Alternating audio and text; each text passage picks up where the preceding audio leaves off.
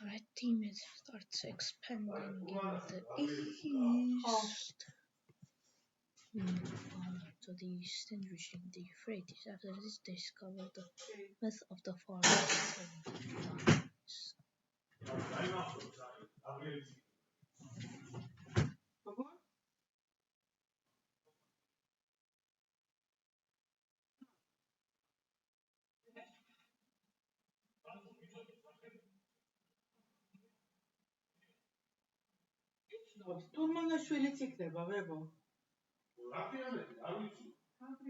Gabriele qui.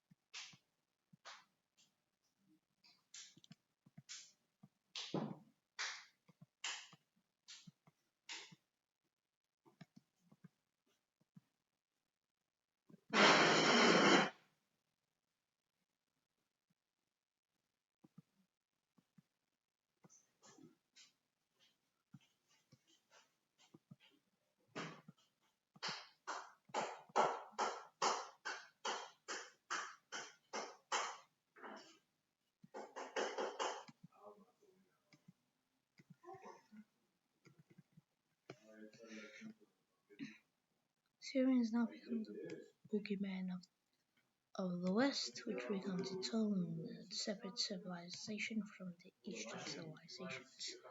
While in the Mesopotamians and fight minor wars, nothing big happens here than just exploration. The blue team expands to the north. They colonize here and move here. They finally secure the city with the slave canal being still a thing. Less violent slavery is over here. And finally here we see the great and manifest destiny sort of thing, with the red team expanding north and more north till they reach the yellow team.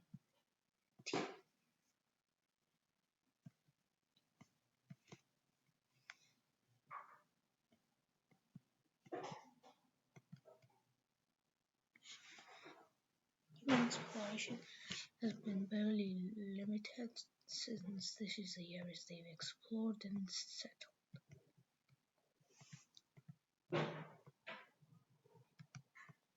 So more settlements start popping up on the Nile and the western Egyptian coast.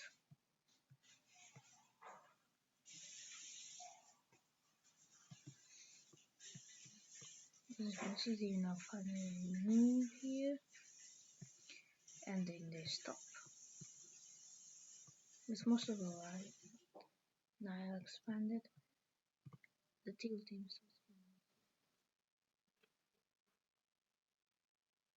and especially over there. Exploration in Anatolia is doesn't even exist. But some curious people find that there is a huge peninsula over there. And they start exploring it. Not just exploring it, but settling.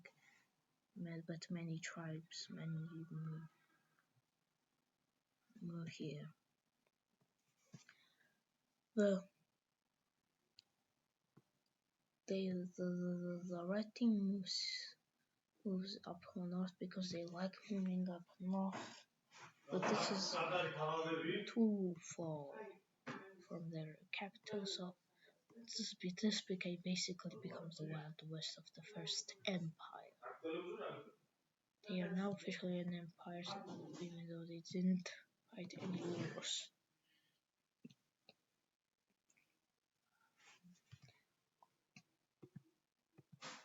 Many cities here don't really like the red team, even though they speak their own language and things.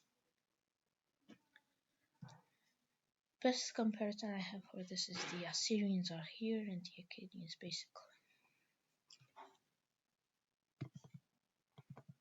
If any people watching this in the video, or if anyone watches this video,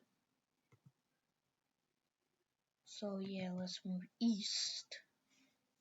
And their king, whose many and explored conquering tribes, starts moving south against their Cold War neighbor, or where they're in a Cold War. This results in the first conquests. The imperial government. This angers the Yellow Team, which wasn't really an ally, but sees this as an opportunity to attack. At first, they send out spies to assassinate their conqueror. The conqueror is successfully assassinated, but has dealt enough damage to collapse the entire blue country. A bunch of slaves decide to take over the rest of the land.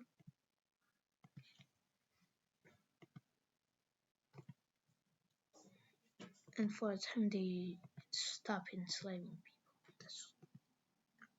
That's pretty good. They finally stop enslaving people. Right, there's finally a free nation.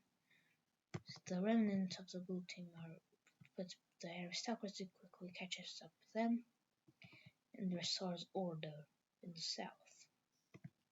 The far south becomes the last remnant of the blue team. And Worm State, you could say. So Sealand, basically. Of our history, which was a realm state of the Sumerians. And a minor split happened between the two countries, so this causes the formation of Kuwait.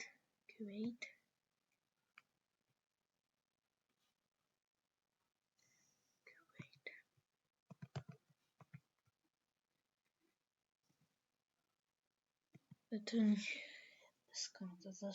Kuwaiti country is not gonna live very long with these two small city-states. The remnants of the blue team, which is basically an aristocracy, expand up west. There are arists, but a bunch of